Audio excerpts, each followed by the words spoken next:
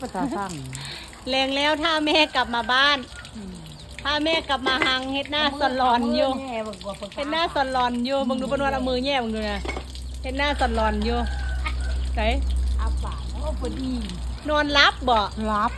รับเตยได้ รับ อ้าวเด้คอยแรงแล้วแม่ยังบ่หันมาหิวอ้าปากขึ้นเลยอุ้ยถ้าแม่ น้อยทำเอง ถ้าแม่ของแม่มาแล้ว แม่ตายคนมาน กน้อยคอยแม่กลับมาหางหิวข้าวแล้วบริหารตะกะแตนมาให้กินเนาะ แม่ตะแตนตามพักนอน นั่นแหละ ง่ายอ่ะ เดี๋ยวบอกไอ้เต้าจับตะกะแตนมานำก่อน มันโอ้ยปลา